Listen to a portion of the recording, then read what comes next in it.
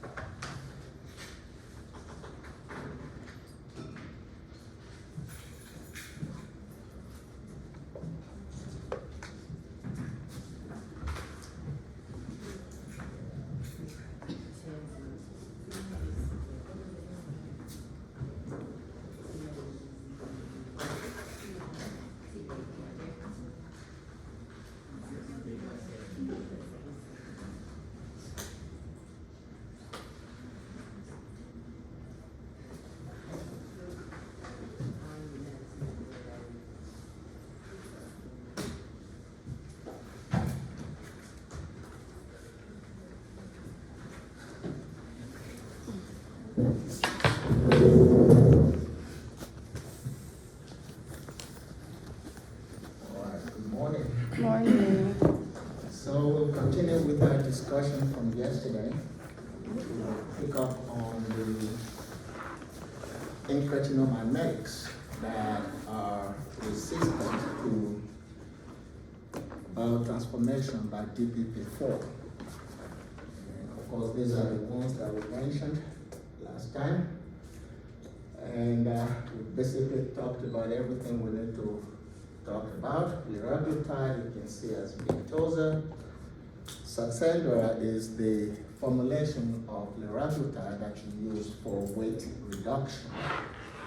And Zoltofil is a combination drug that has your liraglutide in it, and it also has Tresiba, which is an insulin, a long-acting insulin.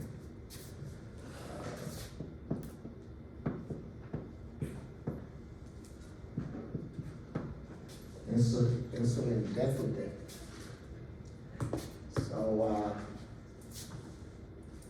you can say your Zoltofil as 100 by 3.6. So this will be the insulin unit, and that will be your liraglutide concentration in it. Okay, so liraglutide, we know you can administer at a dosage of 0.6 milligrams all the way to 1.8 milligrams. So 0.6 will be only 1 pen, and of course 2 pens will be 1.2, and 3 will be your 1.8. And that can be administered on a QD basis, because these other agents are administered weekly. Okay. And so if we look at Saxenda that we use for weight reduction,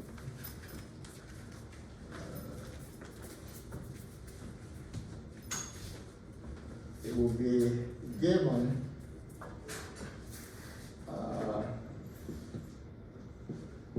starting with a 0.6 milligram on the first week, that is every day for 1 week, and then you'll be increasing it at 0.6 milligrams increment.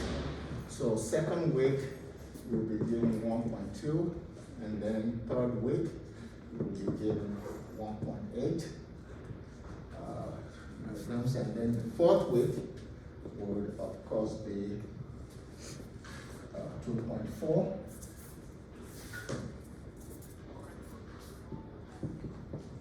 And then fifth week will be giving 3.0 milligrams per day for that whole week. Then you stay at that 3.0 for up to 16 weeks. And if after 16 weeks you don't get greater than a 4% reduction in weight, then it means your Saxenda will not work in that patient, so you simply discontinue it. So that's how it is administered for weight reduction. Abictotide, not really used a lot of these days. You mainly see Victoza, Trulicity, and Ozempic used. And we've mentioned the percent A1C reduction that you can get with each of these agents. The one that will give you the most is semaglutide, which can give up to 1.5% reduction in A1C. If you use Wegovy to reduce weight, that's the special formulation of semaglutide that is used for weight reduction. If you use that, then you'll be given your 2.4 milligrams subcutaneously. Okay, and that will be given on a weekly basis. The Ozempic is the one that is usually used just for the management of your diabetes, and you can use a range of 0.5 to 1 milligram administered on a weekly basis. Okay. I'm going to have the class rep always remind the class that all cell phones are to be turned off at the beginning of class. Okay? We don't want that disruption anymore. It's not professional. Okay? So if you have a second, turn off your cell phone now, so we don't have that incident again.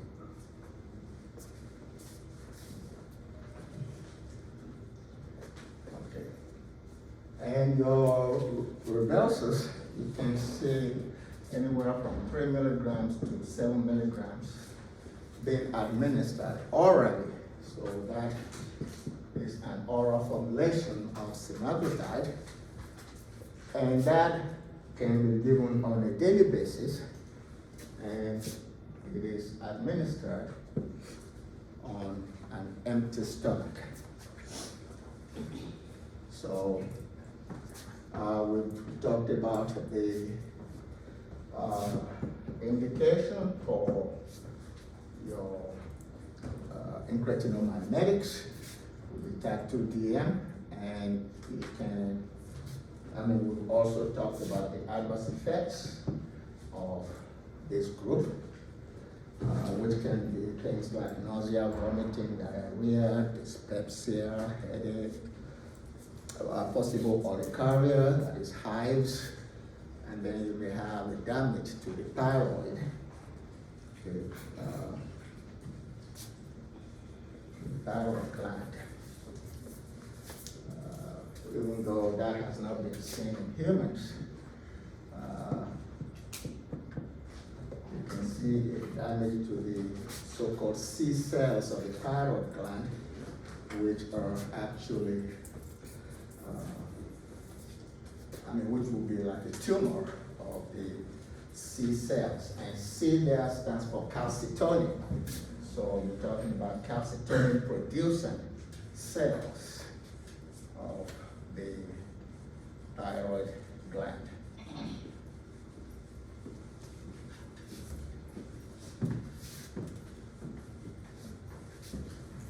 Alright. So those would be your incretin-mimetics that are administered parenterally. And now we go to what we really wanted to focus on, and that gland, the pancreas. And that would be insulin. We can start with the sources of insulin, where do you get it? You can get it from beef, you can get it from pork, and of course from humans, coming through recombinant DNA technology. And pork, of course, is a lot closer to human insulin than beef. For beef, the changes or the differences are found on your position 8, that is the amino acids. Let's put it this way. If you look at your insulin, you have your A chain and your B chain, and you have a connective chain which is called the C chain. And now the C chain was usually responsible for allergies to insulin. And since that has been removed through your recombinant DNA technology, you seldom see a lot of allergies to insulin. You have a total of, say, 21 amino acids on your A chain, and you have about 31 amino acids on your B chain. So you have a total of 52 amino acids on your insulin. The A chain is referred to as the acidic chain, and the B chain is the basic chain for your insulin.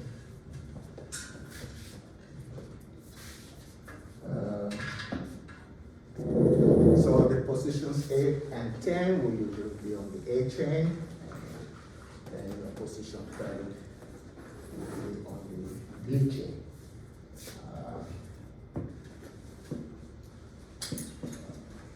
If you, for instance, look at your beef insulin, that's what you will have at the 8, 10, and 30. If you look at the pork, you will see your threonine,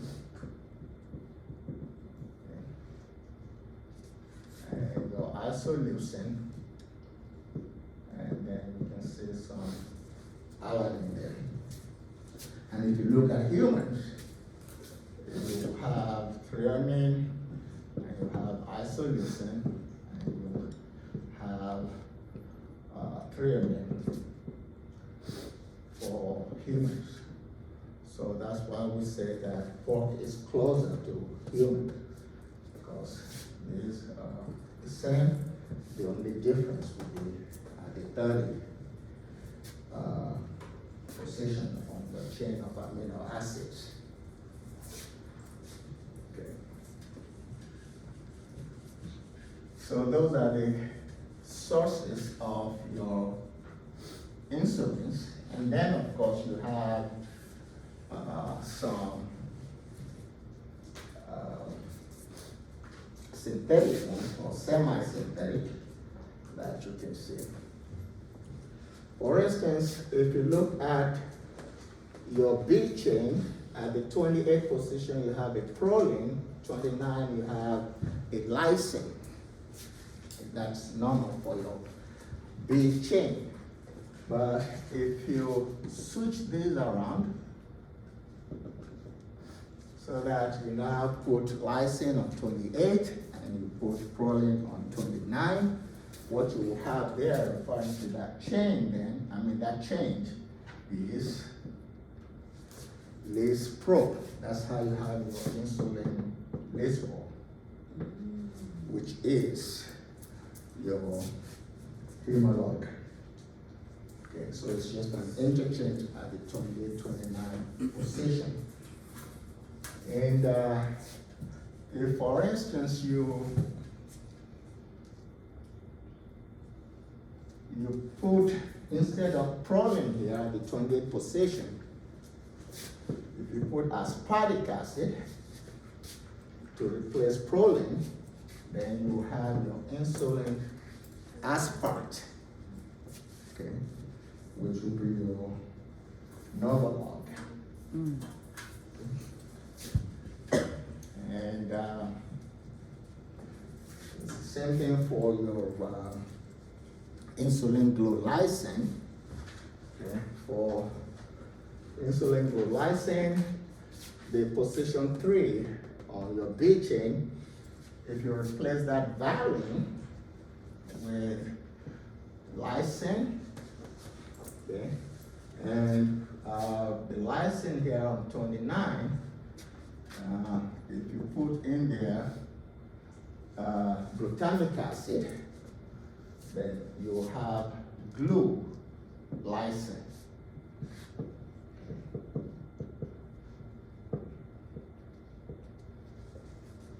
So that's how you get your insulin to lysine. And so on, if you look at lactose or insulin glycogen, basically what you're doing is at your A chain, you put glycine to replace that asparagine, which is the normal amino acid at the 21 position. And then at the end of your B chain, you simply add 2 molecules of arginine. Okay. And so you see your glycine and arginine. That's a very long-acting insulin glycogen, which is your lactose. So just some minor changes in your chains of amino acids will give you some of those synthetic agents.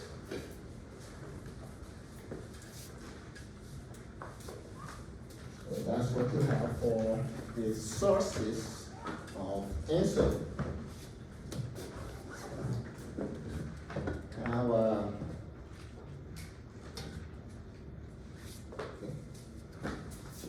how does insulin work? The mechanism of action of insulin. Normally you have, let's say, your blood vessels here, and then you have some cells in the body, like that. Okay. In the blood vessel, you have, let's say, the sugar molecules.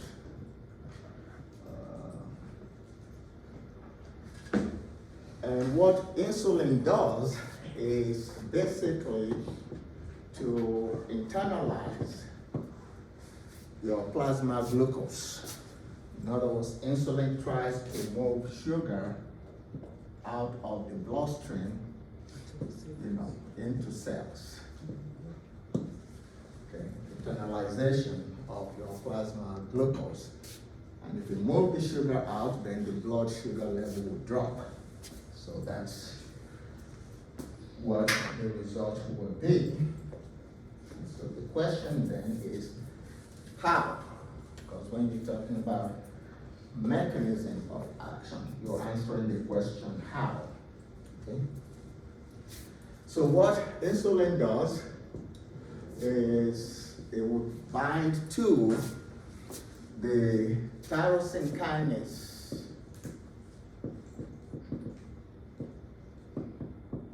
So it binds to its subtype of tyrosine kinase receptor. And when it does that, you will get an autophosphorylation. Autophosphorylation of the insulin receptor substrate, or IRS. And the autophosphorylation of that IRS will activate your GLUT4, which is a glucose transporter. So glucose transporter 4, and then you will get the movement of glucose into the cells. So that's how insulin works in that regard.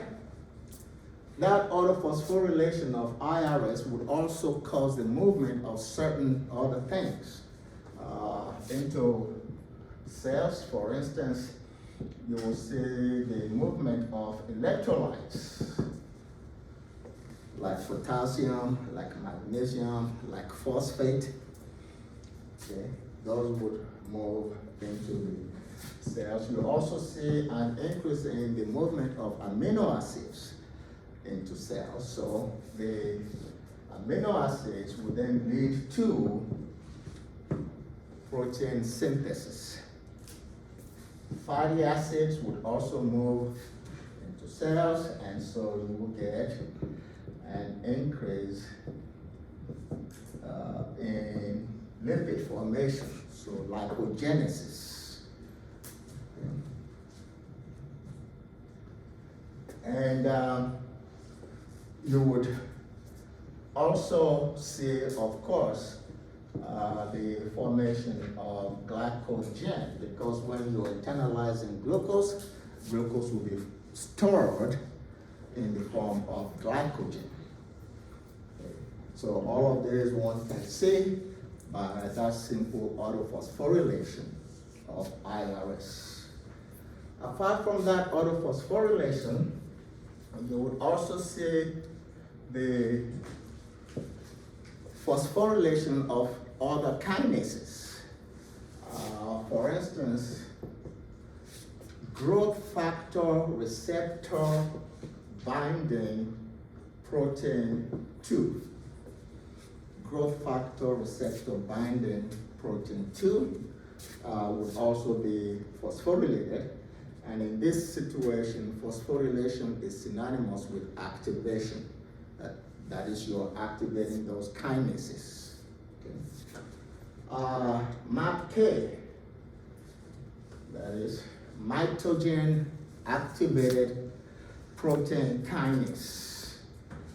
Then protein kinase B, that would also be phosphorylated or activated. And then PIK3, P13K, phosphatidyl inositol 3 kinase. Phosphatidyl inositol 3 kinase. So all those kinases will be activated once insulin binds to that tyrosine kinase receptor for its function. So once this binding occurs, you get autophosphorylation of IRS, and you get activation or phosphorylation of these other kinases. And what will all these other kinases do once they are activated? If you look, for instance, at MAPK, that is mitogen activated protein kinase, that always increases cellular growth. So with insulin, you can get an increase in cellular growth, and you can also get an increase in differentiation. Okay. And if you're talking about cells, and you mentioned the word differentiation, basically what it means is function.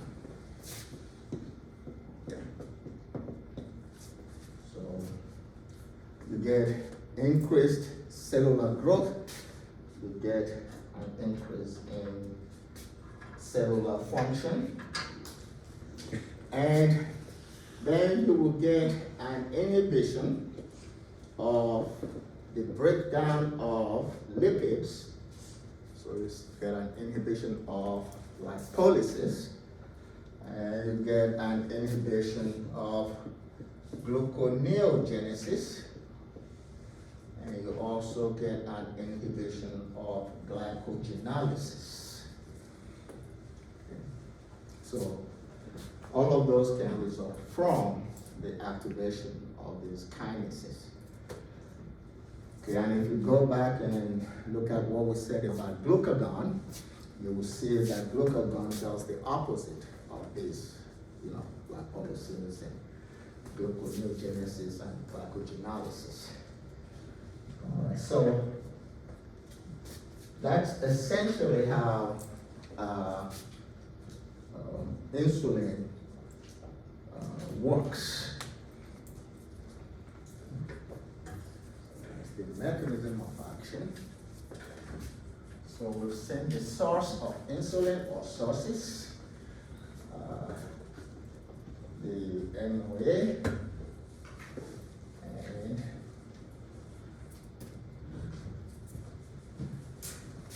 can go to the ADME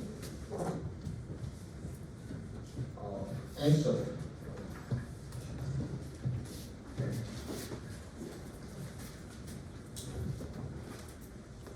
And before we get to the ADME, because the ADME can also affect the classification of insulins. You can classify insulins based on the onset of action or based on the duration of action. Okay, and based on those two parameters, you can classify your insulins into those that are ultra rapid, that is ultra rapid acting insulins, and then those that are rapid acting, and then those that are short acting, and the ones that are intermediate, and then of course the ones that are long acting. So those are the classes of your insulin. And like I said, you can use either duration of action or onset of action for the classification.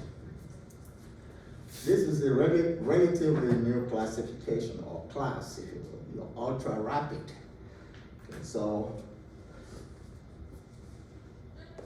if you just look at this lower four, you've taken duration of action, for instance. Your rapid acting agents would, usually start within, let's say, would have the duration of action of say 2 hours. The onset of action will be anywhere from 0 to about 15 minutes. Okay. So that would be like onset. So duration of action will be like 2 to 4 hours. And if we look at your short-acting agents, the duration of action will be about 6 to 8 hours. Then your intermediate can be somewhere around 16 to 24 hours. And then long-acting will be greater than 24 hours. For instance, that Tresiba is about 42 hours in terms of its duration of action, so extremely long acting.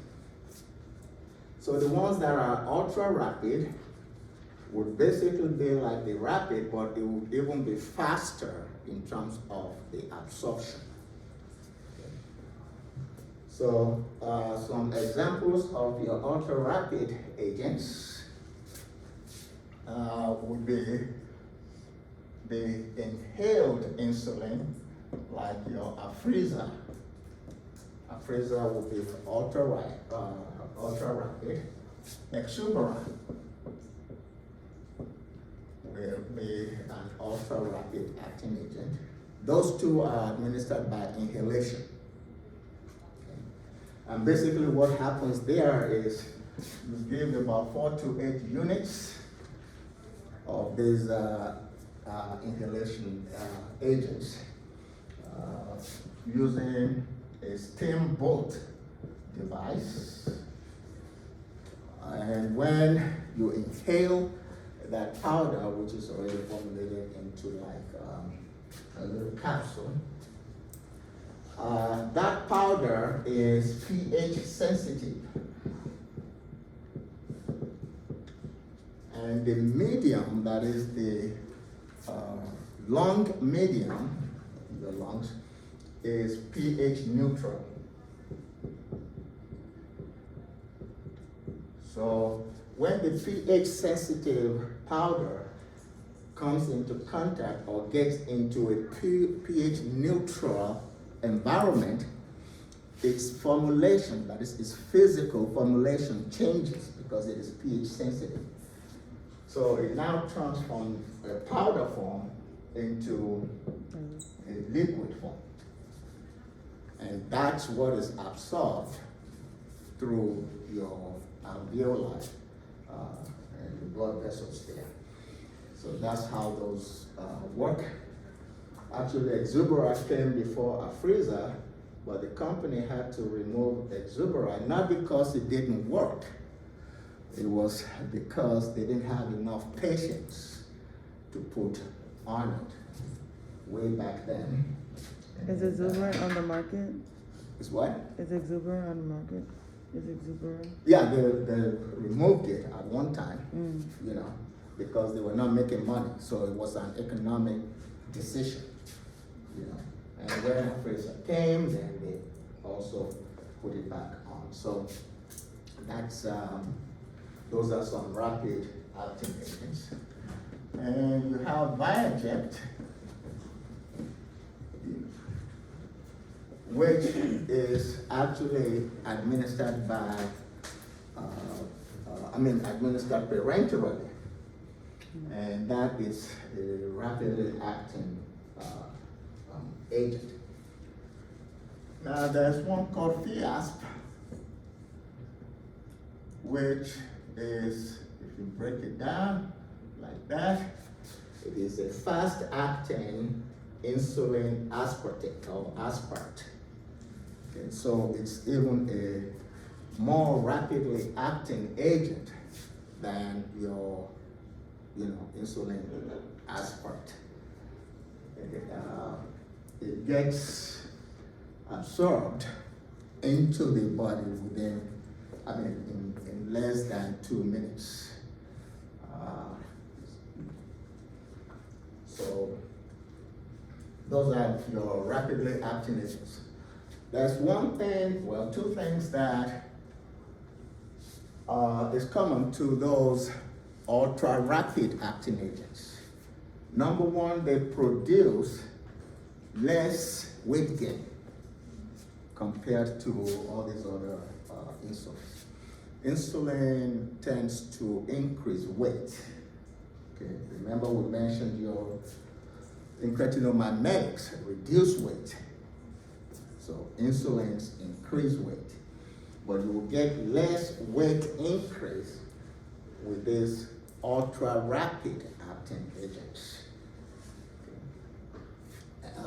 And they also tend to produce less hypoglycemia than all these other insulins.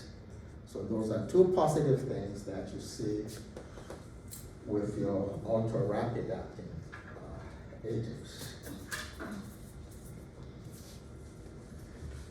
And of course you have your other classes.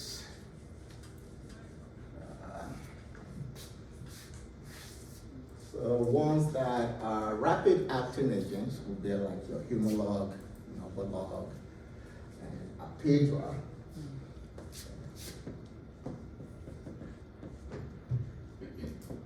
So,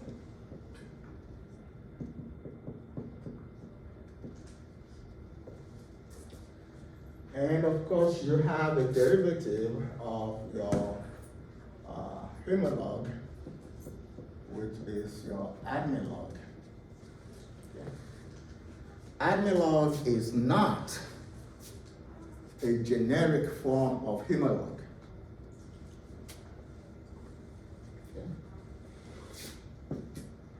It is a biosimilar formulation of Humalog. That's the difference. A biosimilar drug is not a generic formulation. You cannot have a generic formulation of a biological acting agent like insulin that is large in terms of molecule size. Okay, when you use the word generic, it means pound for pound, what you're producing as a generic formulation has to be exactly the same thing as the brand. You can get that done with small molecules. It's impossible to get that done with large biological molecules.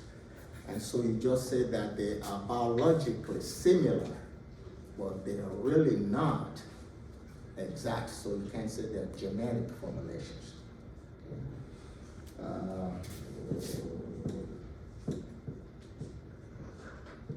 You have that Esagla, which is a biosimilar form of your Lantus. It is not a generic form of Lantus. It is a biosimilar form of Lantus, just like Admelog is a biosimilar form of your Humalog. But in a way, Admelog is even faster absorbed than your normal Humalog. So it can start acting a little bit faster than your Humalog. So those are your rapid acting agents. And you have the examples of short acting agents. Short acting agents would be your regular insulin. So if you're talking about Humulin R, Novolin R, those are your short acting agents. And you see the difference in terms of duration. You can also see the difference in terms of onset of action. Okay. The intermediate acting agents would include your NPH, that is the neutral protamine hagedron.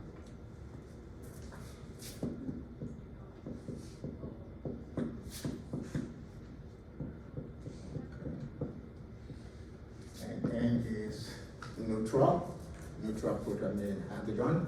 That's the insulin that is also sometimes referred to as your isophene insulin suspension.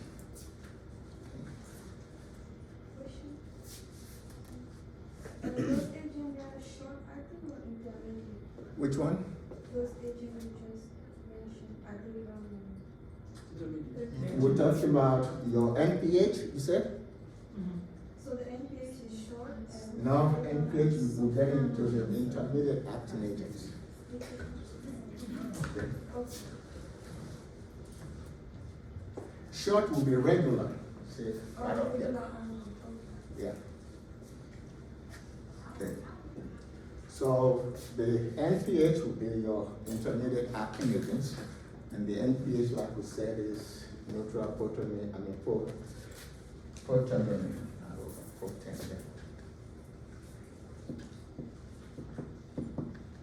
Okay, that is a fish protein.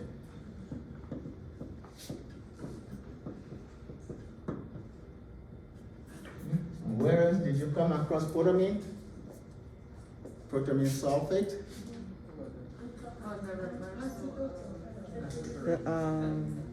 The antidote for enoxaparin. Okay. And what would you be most concerned with when you use protamine sulfate?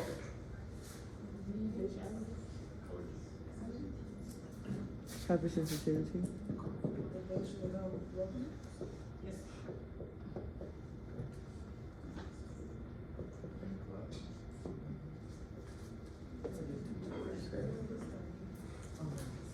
It will cause severe vasodilation, blood pressure will drop rapidly. Okay.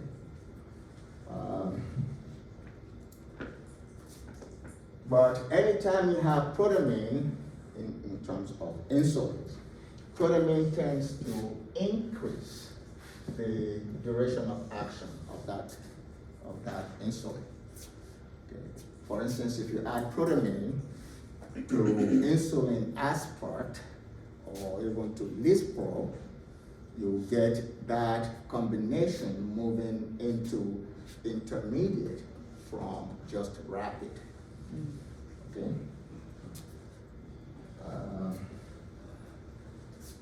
So you have those. Then you have your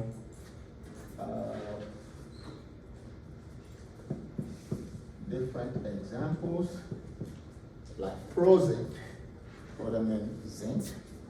Okay. That would also be an intermediate agent. And if you see insulin lente, that would be intermediate acting. Okay. And the lente also has some zinc, so it is your insulin zinc suspension. That's your lente insulin. Now, if we look at the long-acting agents, we've mentioned one of them, insulin glargine, like your Lantus. And then you have your detamir, which would also be long-acting, and you can have ultra-lente. So those ones would be long-acting, and the Tresiba, or insulin degludec, which will also be a very long-acting agent. So those are your different classifications of insulin.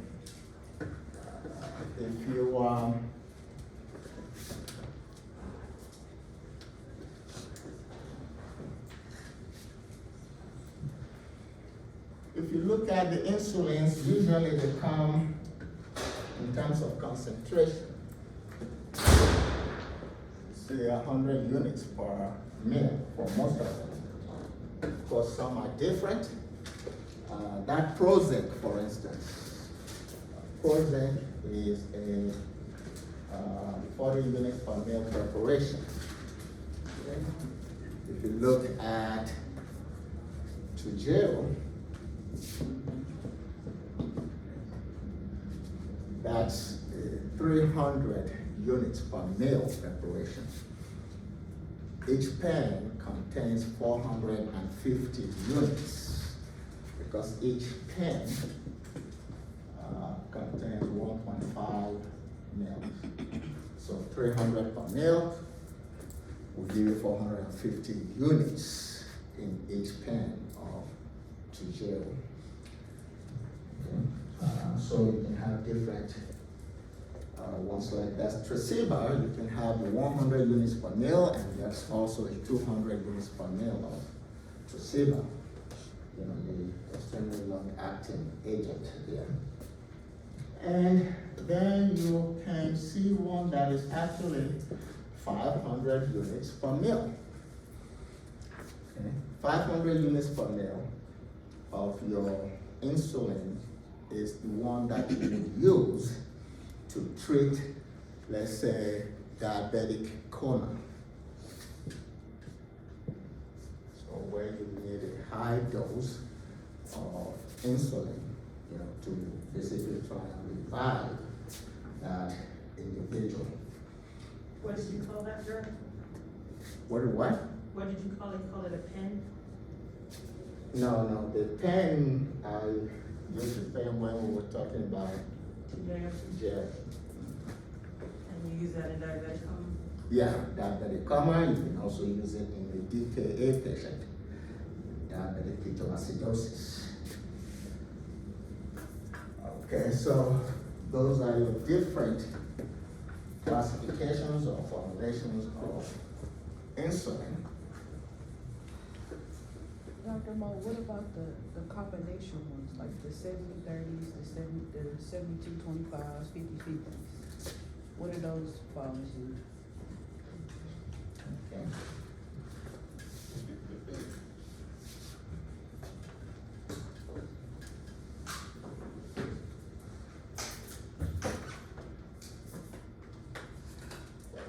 Anytime you see a combination of your insulins, the numerator is usually the longer acting agent. The denominator is the shorter acting agent.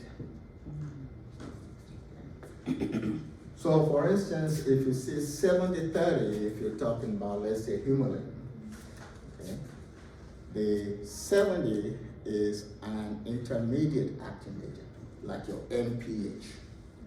And then the 30 will be a shorter acting agent, which could be your regular insulin. So the numerator is always the longer acting one in that agent. You can have 70-30, you can have 75-25, you can have 50-50, so there are different preparations like that. The upper part is always the longer acting agent. There's a product called Razodent.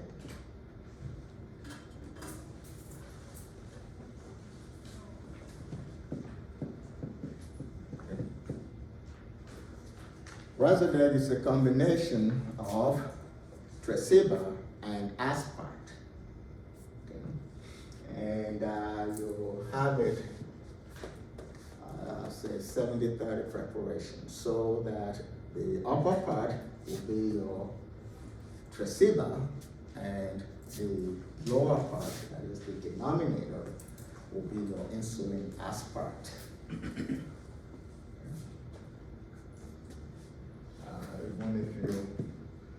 If you have protamine insulin lispro, for instance, you can have it in combination with just your insulin lispro, 70-30. Because of this protamine, this part here becomes an intermediate acting agent. So it's longer acting than the shorter one, which is just your regular Humalog. Okay. And in terms of A1C reduction, your insulin preparations can give you anywhere from 1 to 2%. So they're very good in terms of A1C reduction. Okay. So those are your different preparations. We've looked at the source, we've looked at the mechanism of action, we've looked at the classifications, and then the ADM of insulin. with ADMA, we always start off with the routes of administration. You can give insulin subcutaneously, IV, and IM, especially if you're thinking about your regular insulin. For maintenance purposes, the subcutaneous route is what is used, subcutaneous. You can see regular insulin given IV or IM when you need a rapid reduction in plasma glucose, like when a patient is in a coma. If they have that diabetic ketoacidosis coma, for instance, you can see rapid, that is IV or administration of your regular insulin during gestation or labor and delivery. So you may need the rapid action of insulin there, so you give it intravenously or intramuscularly. And you can say this route is used when you are doing a surgery, or what you call peri-surgical situations. So you're doing surgery and all of a sudden you see plasma glucose rising, you need to bring it down rapidly.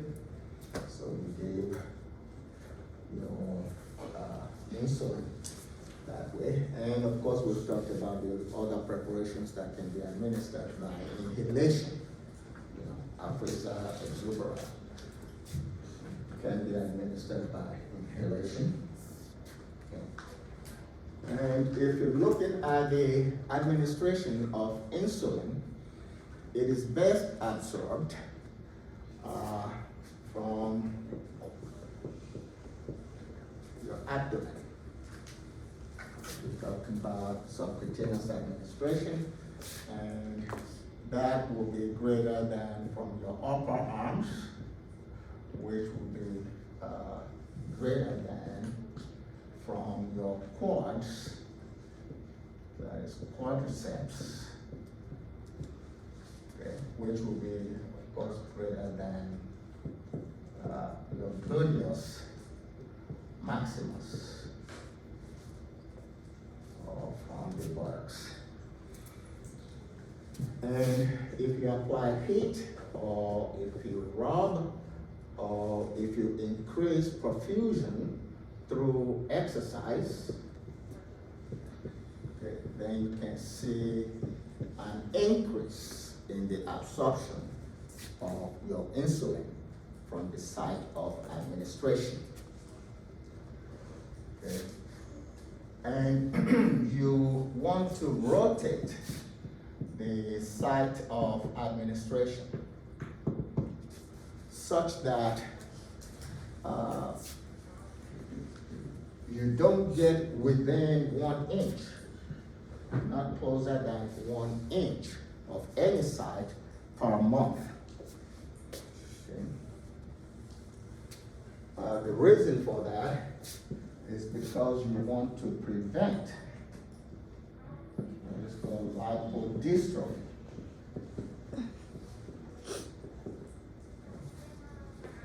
And lipodystrophy is normally regarded as an adverse effect of insulin. So we'll discuss lipodystrophy under the adverse effects. But you want to change the site of administration.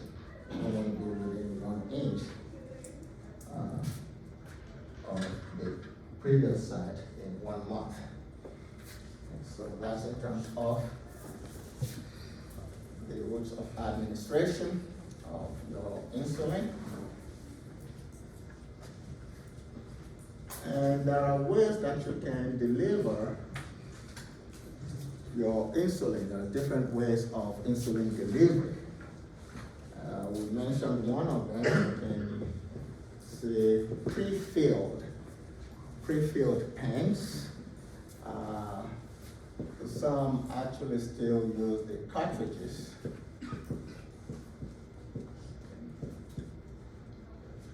So, and then you have some that you still have to draw up from the vials. Okay. And you can use what is called a sliding scale, which is not very popular today. Sliding scale of insulin delivery. In that situation, you look at what the plasma level of glucose is. Okay, if it's less than 140 milligrams per deciliter, you don't need to administer the insulin. Usually you use short-acting insulin for sliding scale. Okay. If it's between 140 and 200, you administer 2 units of insulin. Okay. If it's between 201 to 300, you can use 5 units of insulin. And if it's between 301 and 400, you administer 10 units of your regular insulin. And if it's greater than 400, you use 12 units of insulin. So the sliding scale is delivered or is used through a pump that is attached to the patient. So that's another delivery method for insulin. And then you have your continuous subcutaneous insulin infusion.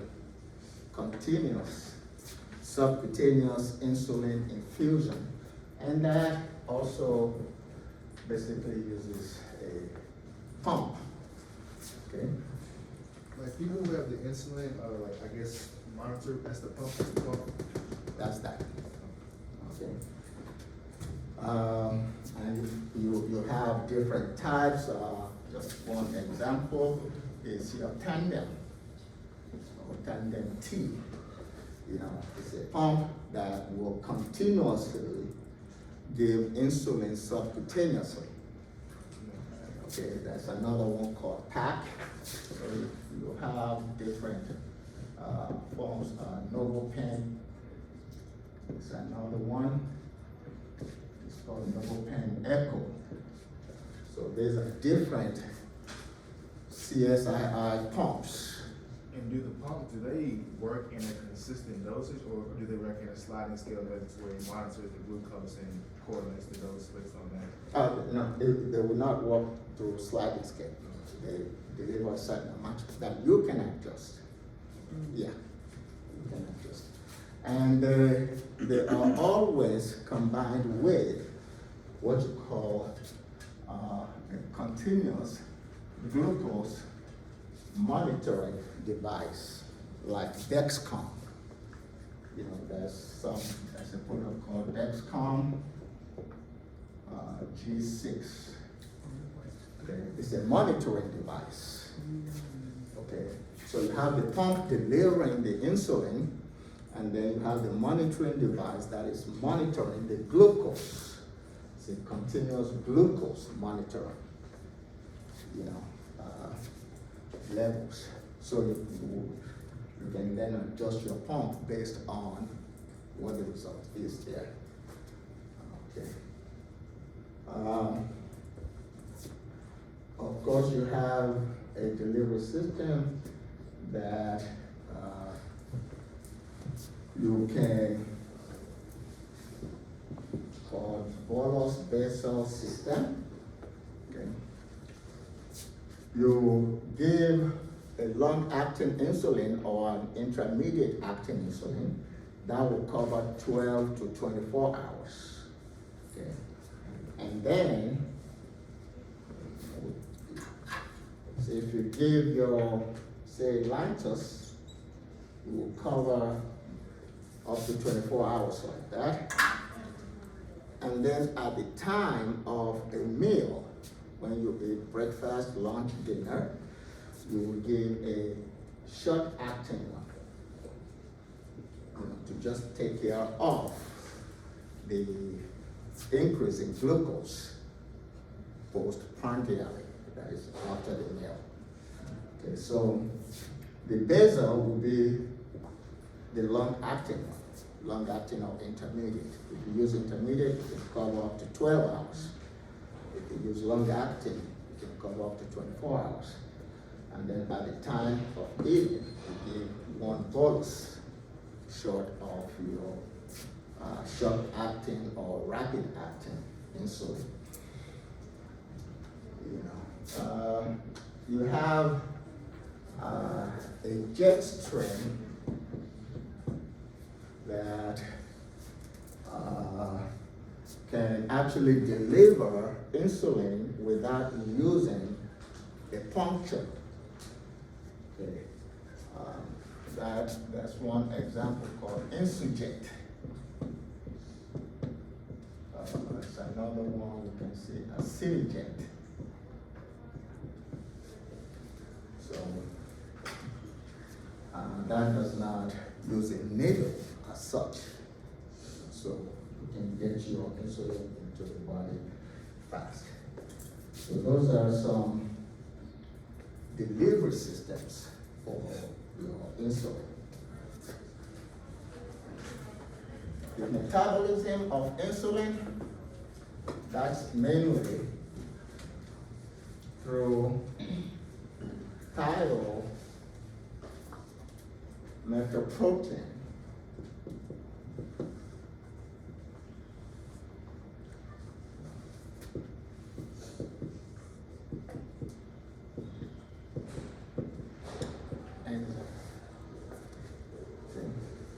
So that can metabolize your insulin, because insulin has amino acids, which means a protein, because those are the building blocks of the protein, and so a proteinase can break it down. And you have some carboxypeptidases in the body. See, the thiomethaprotease works mainly in the liver, but insulin can be present in other tissues, like your lipid, that is your adipose tissues, for instance, your muscles, for instance, and the carboxypeptidases that are present in those tissues can metabolize your insulin.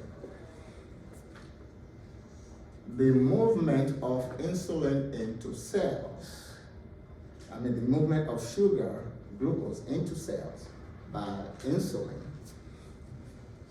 occurs in every cell in your body, with the exception of two. You don't need insulin to move sugar into your red blood cells. And you don't need insulin to move sugar into your brain cells. Those are the only two. All other cells in the body require insulin for internalization of glucose, but not your red blood cells and not your brain cells. Okay. So basically we're at the metabolism right there. In terms of excretion, well, let's say something about distribution here. Insulin has a negligible, almost zero plasma protein binding. It does not really bind to protein. So it's like a 0 to 9% plasma protein binding for your insulin. And of course, once it's metabolized like that, you can get renal excretion of your biotransformed insulin. Okay, so that takes care of your ADME.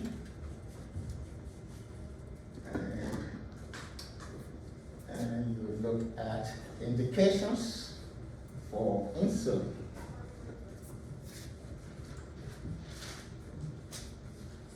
So what do you use insulin for? One will be your type 1 diabetes mellitus. Another will be your type 2 diabetes. And then the other one will be your gestational diabetes mellitus. That is diabetes that is associated with pregnancy. So gestational diabetes mellitus. And if you have a high level of potassium in the bloodstream, hyperkalemia, remember when we were talking about mechanism of action of insulin, we said it can internalize certain electrolytes, one of them being potassium. The relationship between insulin and potassium is actually very funny. If you have a low level of extracellular potassium, if your extracellular concentration is low, you would actually see a decrease in the functions of insulin, which means plasma glucose will go up. Okay. That's why patients who have been on a thiazide for a long period of time will eventually develop hyperglycemia and maybe even diabetes, because your thiazides will deplete your potassium, and if that happens, you get a decrease in the functionality of your insulin. So protracted use of thiazides, and of course your high ceiling diuretics, Lasix, can eventually exacerbate diabetes or even produce diabetes. Taking a potassium supplement kind of negate that, or is it just? Yes, it can. It can. But even with you advising the patient to drink a glass of orange juice or eat one banana or giving your K-tab and all that, if the patient is going to stay on hydrochlorothiazide for a long time, you can still get a decrease in insulin function, which means plasma glucose will go up. Even though DKA is an adverse effect of insulin, it is also one of the indications of insulin. So, diabetic ketoacidosis, you can use insulin for the management. And I would also put HANX in there as one of those. That is your hyperosmolar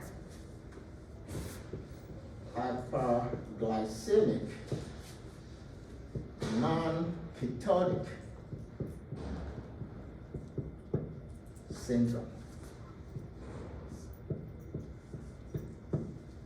Okay. So you have hyper, that is the osmolarity of the blood is high, glucose level is high, but you don't have ketone bodies, non-ketotic syndrome. And for DK and HANX,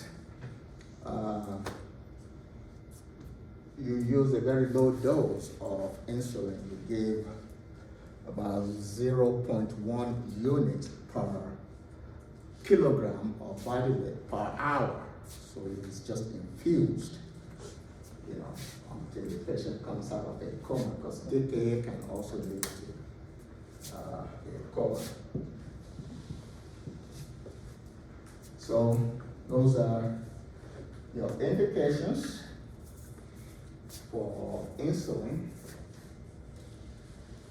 And what are the adverse effects of insulin?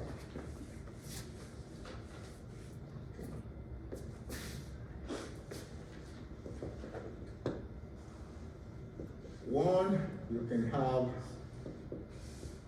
hypoglycemia. That's possible adverse effect of insulin. And the manifestations can be of an autonomic nature or what we call a neuroglypenic nature. Okay. The manifestations of hypoglycemia caused by insulin can be characterized by things like, say, your tremors and anxiety, and of course hunger may be present there. Paresthesias,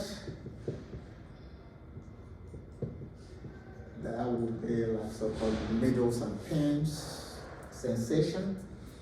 That you say palpitations, which may actually be representative of tachycardia or an increase in heart rate. And then, of course,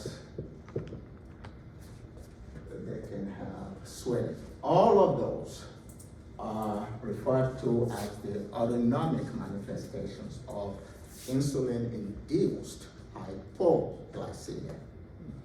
Okay. The ones that are neuroglycopenic, let's see what they are, neuroglycopenic manifestations. Those have to do more with central nervous system. So the patient can't concentrate. Okay. And you will know that when you look at their scores in pharmacology. Okay, so they cannot concentrate. You can have, you guys are slow. Okay. I'm trying to be serious, man. You're a serious student. Or they can just lose concentration. Okay? And sometimes you can see a loss of consciousness. Okay? And then others will be things like dizziness and possible drowsiness that can happen with this. So the neuroglycopenic signs and symptoms of insulin-induced hypoglycemia are basically centrally related. Would you mind explaining how low sugar makes you pass out? It would depend on individual. Okay. Yeah, it is. Now, so that's one adverse effect. Then you can have what is referred to as insulin edema. Okay, and in that case, you will see bloating. That will be a manifestation.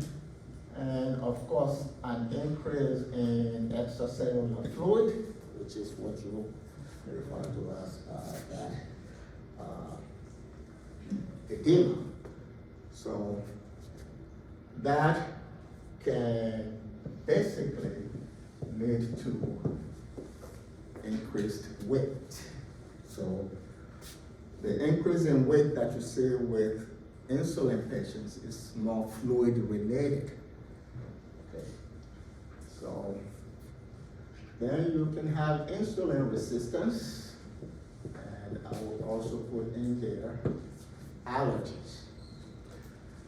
Those have decreased over the years because we now use, human sources. That is the insulin that you get from changing some of the basic amino acids in the human insulin. So there was a time back in the 60s and 70s when the doctor is actually scared to give insulin to the patient because they will just falling on the chair, due to allergies. And once that C peptide was removed, we saw less of this resistance or allergy. This is the one that I said you can manage by using that 500 unit concentration of your insulin, your regular insulin. So you do that high dose to reduce that. And of course the allergy reduced because you were not using animal sources, for your insulin.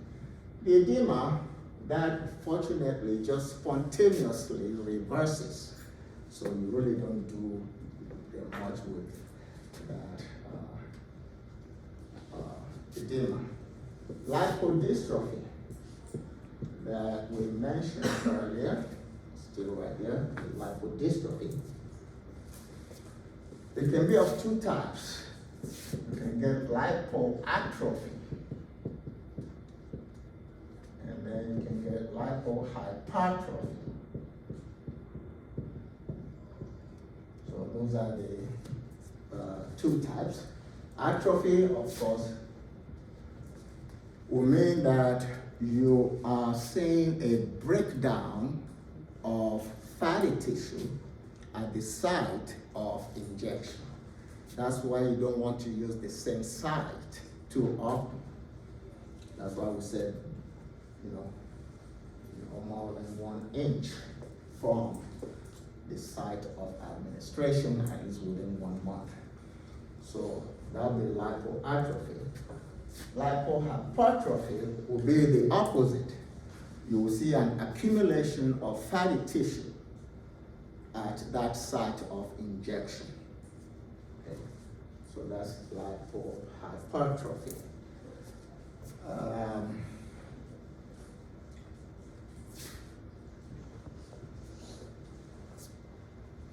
You have a drug that is called myelin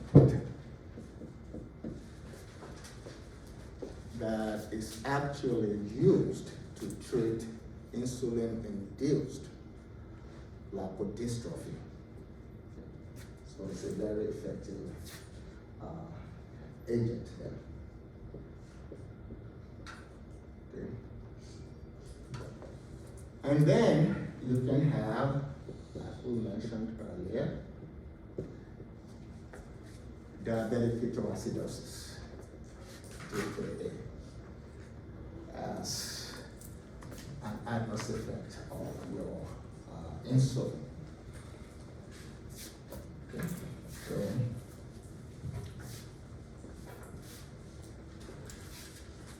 those are the adverse effects.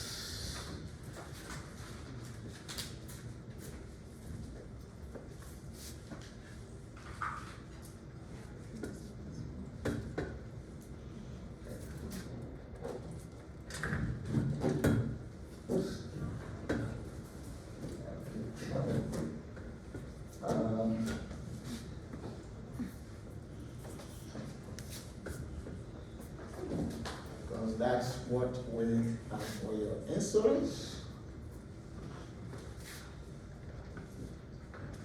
And that takes us to the end of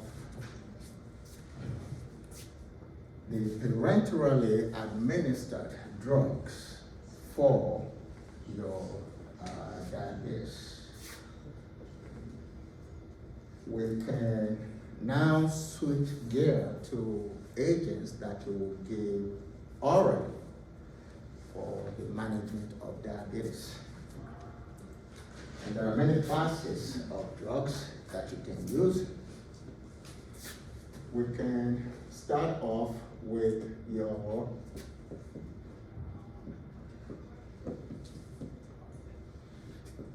DPP-4 inhibitors. Okay, that peptidase 4 inhibitors.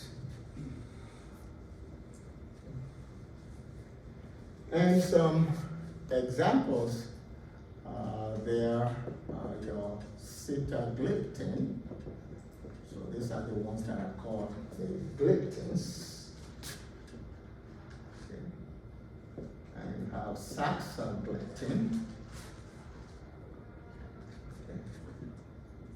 You have valdagliptin.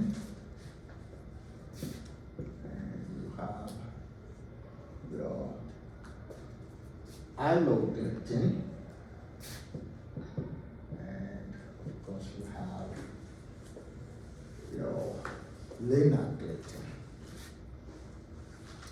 Okay. These agents and very often be used in combination with other agents, and so you should find out what you have in Dizambi, what you have in Combigliz,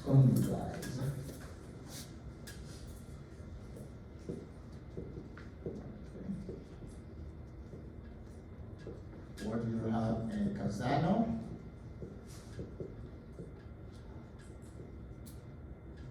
what's present in Oseni,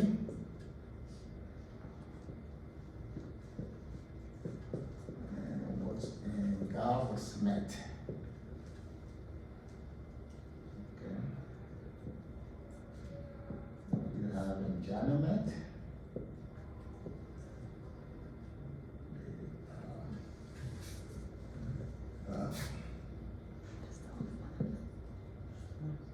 What do you have in Gentile word?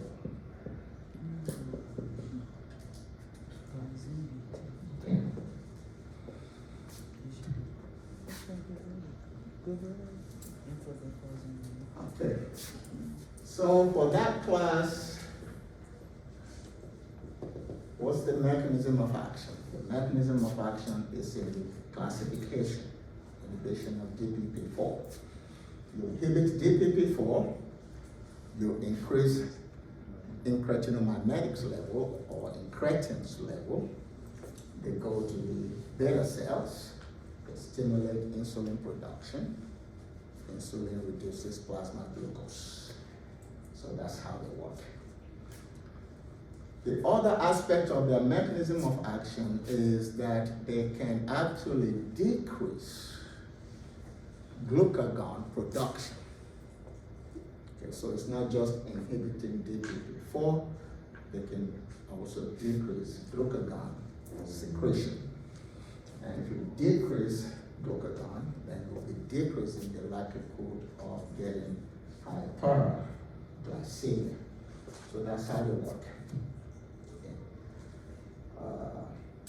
Don't think that DPP4 is the only DPP that's available in the body. Okay, you also have DPP8 and DPP9. It's just that those are not related to your glucose metabolism. So that's the mechanism of action, and we'll take linagliptin as the representative agent for this group. So its mechanism of action will be the same for all those drugs. And we can look at its admin. Linagliptin is administered orally. So it's a pill. Food does not affect the kinetics of your linagliptin. Okay? So you can give it with or without food. That's what we're saying here. In terms of its plasma protein binding, it can go anywhere from 79% to 99%. And that is concentration dependent. In other words, it is a saturable process. The greater the amount of linagliptin you give, the more of it will become plasma protein bound. So it's saturable, if you will. And why we would be interested in PPB? Plasma protein binding, of course, can give you an idea of drug-to-drug interactions. Okay, that's one. Plasma protein binding can give you an idea of how easily that drug can penetrate the blood-brain barrier, which means it can invariably give you an idea of whether the drug will have CNS side effects or not. So that's why you want to have an idea of the plasma protein binding of the drug. Okay. So if we look at the half-life for linagliptin is 131 hours. What's the interest in half-life? Half-life can give you an idea of the dosing of that drug. If the drug has a half-life of 131 hours, you can only administer it one way. It has to be QD. Okay. So half-life can give you an idea of the frequency of administration of a drug. And so in this case, in the case of linagliptin, you usually see that dosage, 5 milligrams PO QD. That's what you would normally use. And then if we look at the metabolism, about 90% of the administered dose would actually be excreted unchanged. Okay. A little bit of it can be metabolized by cytochrome P453A4. Just a tiny bit of it. And how do we know that a part of that drug can be metabolized by 3A4? It's because if you give a 3A4 stimulant, that is a drug that will stimulate that cytochrome P450 system, you would actually see a decrease in the effectiveness of your linagliptin. Now, linagliptin itself can cause a minimal inhibition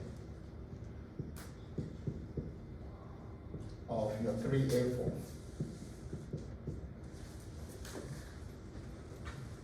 So it can give you a minimal inhibition of cytochrome P450 3A4. In terms of the excretion, it is mostly through the enterohepatic pathway. About 80% of the administered dosage will be excreted through the enterohepatic system. A very, very small amount, just about 5%, can actually be excreted through the urine. So what does that tell you? Renal dysfunction does not affect the kinetics of linagliptin. So if a patient has renal dysfunction, you can still use linagliptin because only a tiny amount will be affected, in terms of urinary excretion. Indications for linagliptin is mainly used in your type 2, and we've seen the dosage. And when you look at some of those combinations, you can see that it can work alongside with some other agents. Okay. Now, the adverse effects of linagliptin. One is it can produce hypoglycemia.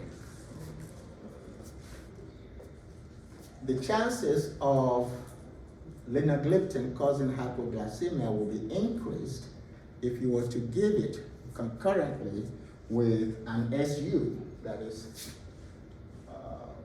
sulfonylurea.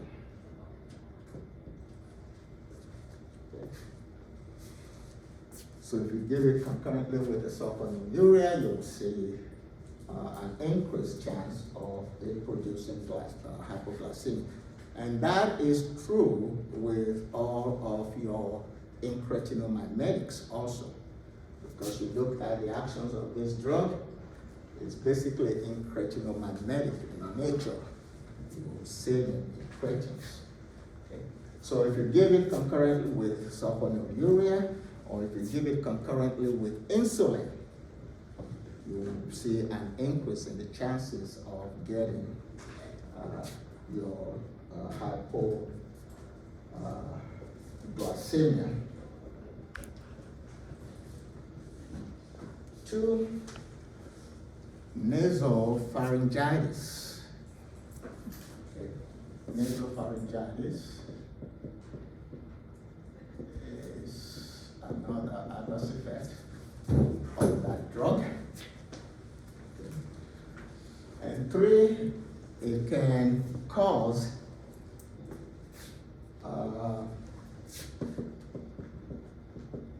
pain. You can have arthralgia, myalgia, so pain in the joints, pain in the muscles, and it can also give you pain in the back or back pain. So it does produce pain, basically. Okay, and we will put all of those up there.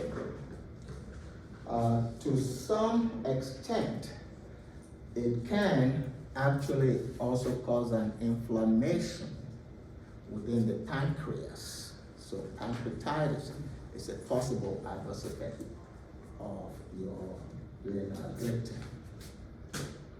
A1C reduction, it falls within the range for your other incretin-mimetics. So you can say it give you 0.7 and 0.8% reduction in A1C. Okay. So that's your DPP4 inhibitors, and we'll just use the last 5 minutes to look at your SGLT2 inhibitors. So that will be another class of orally administered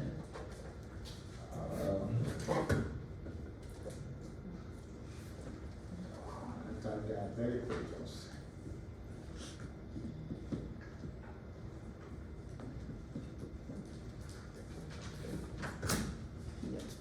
So this will be the agents that would inhibit the sodium glucose co-transporter 2, particularly at the renal level. So if we look at your kidneys this way,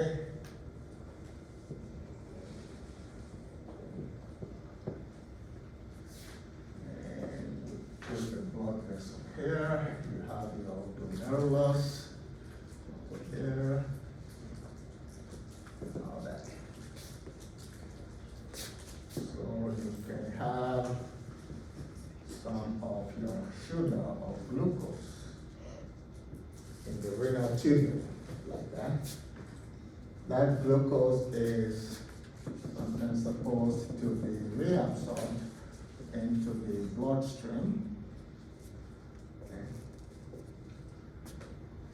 And one of the transporters that will do that is your sodium glucose, co-transporter 2.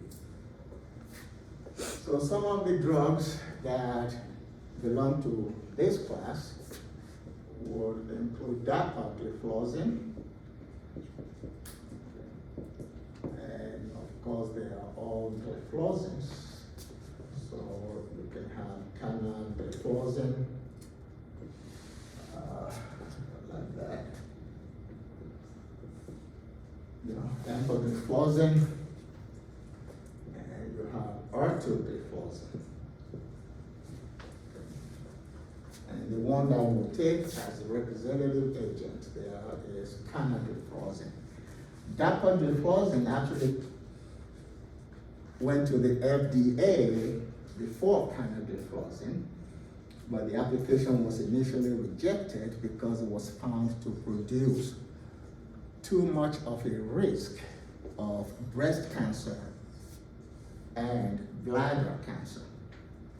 So it was rejected, and that's when canagliflozin came on the market, and the company went back and reformulated their dapagliflozin such that you have less risk of breast and bladder cancer.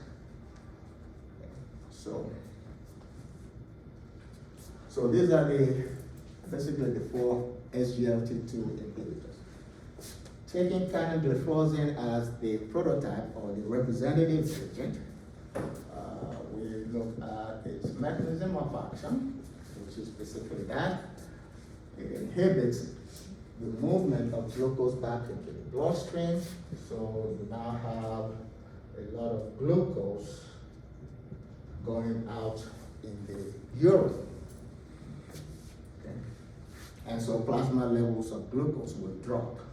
So that's the mechanism of action. We look at ADME or canagliflozin. We know it is administered orally. Okay.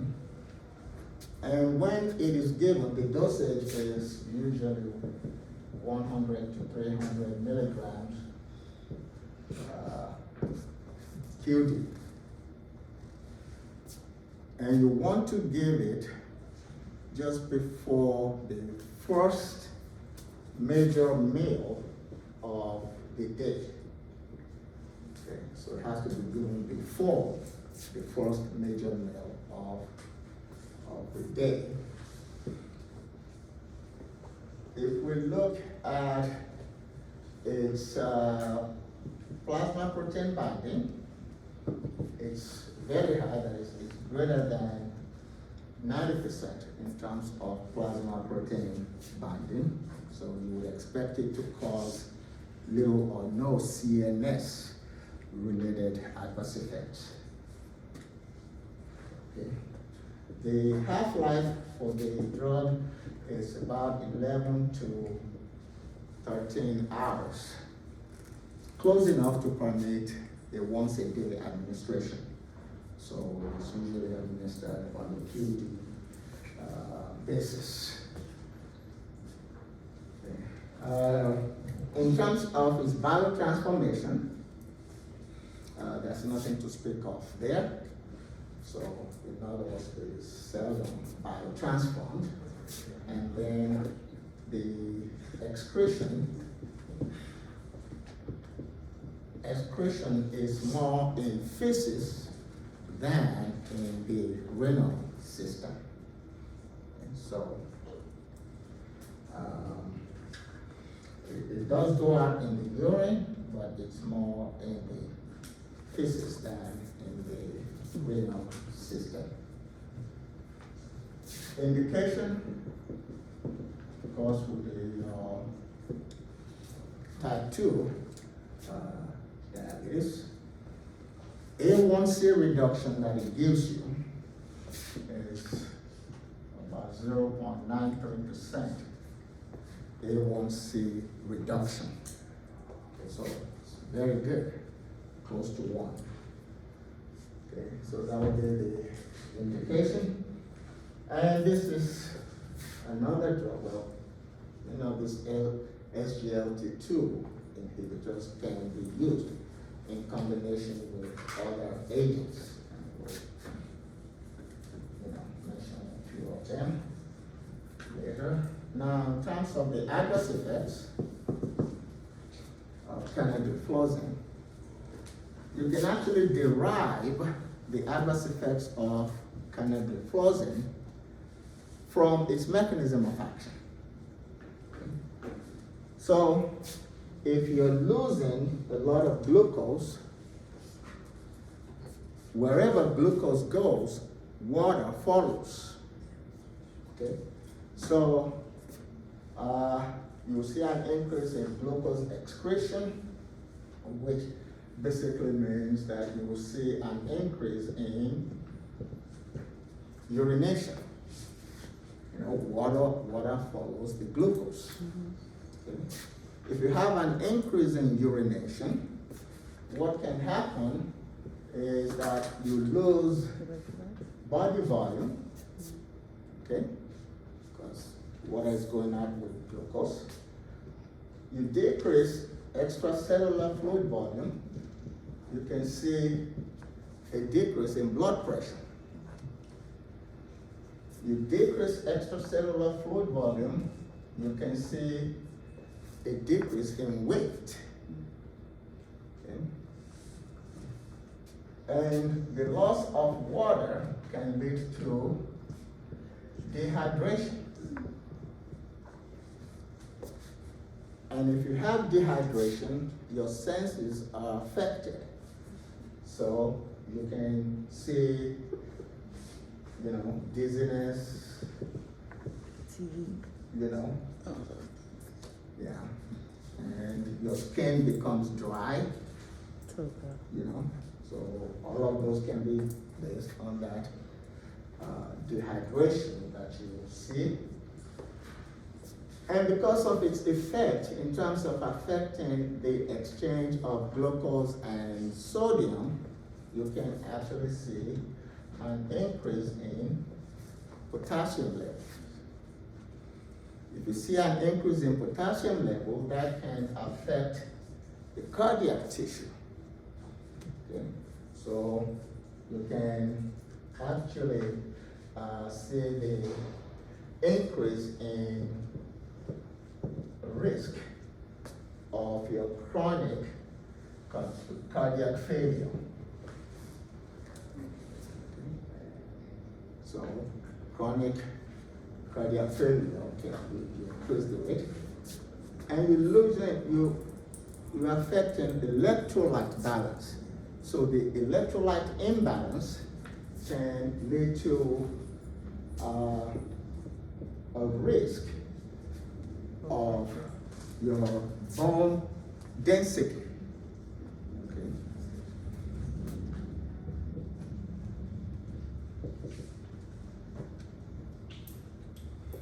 So all of those really you can derive from the mechanism of action of that drug.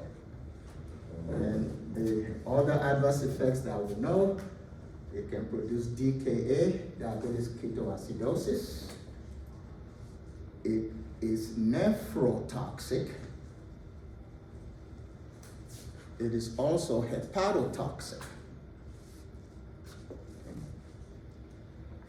And because of the effect on bone density, you can see an increase in bone fractures. So one can see a lot of those things. Some people are hypersensitive to the drug. So hypersensitivity is an adverse effect of your canagliflozin. What about UTI? What about UTI? Yes, we're coming up with that. We have to give you a reason for it. Okay. So that was all fluid. What about the glucose? Whenever you have an increase in glucose in the body, bacteria can grow because bacteria love glucose. Okay? And I used plural. I didn't say bacteria loves. Okay? Because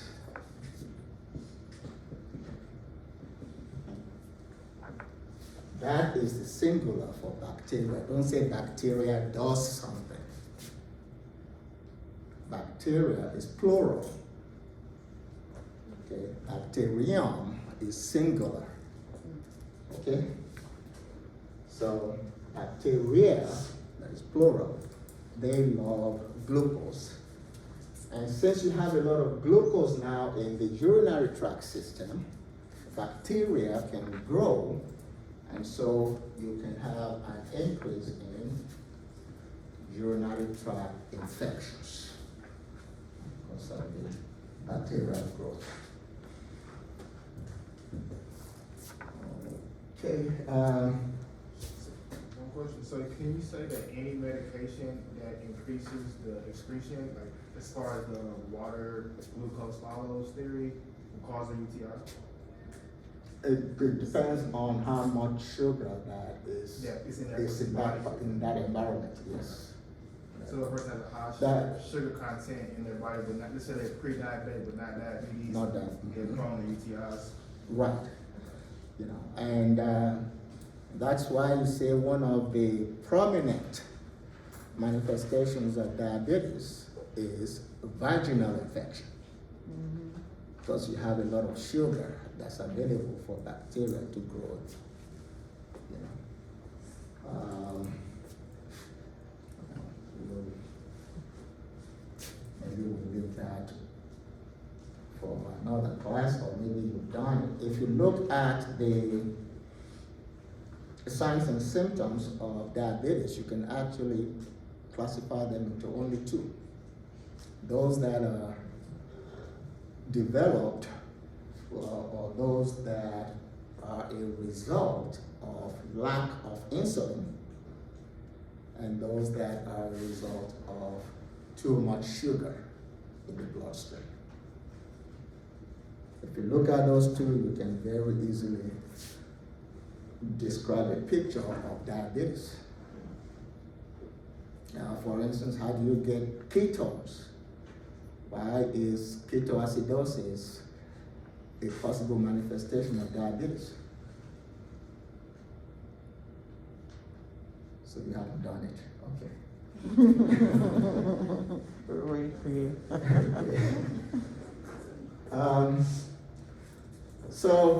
We can hold it here for the orally active agents, and I think in your handout you'll see some combination drugs that we've put there. For instance, if we say Synjadi will be empagliflozin plus metformin. Okay, and the newest one is Trigedi. Trigedi uses empagliflozin and metformin, and then we've got the linagliptin. So Trigedi is 3 drugs in one. Okay, linagliptin, which means it contains a DPP-4 inhibitor. Okay. Empagliflozin, which means it contains an SGLT2 inhibitor, and then metformin, which of course we will discuss later, is usually the first drug you start a diabetic patient on. So those we'll have questions. Okay, maybe when you read and digest, you will have questions. Maybe this weekend. It's a big player out there. You got that. All right. Thank you for coming.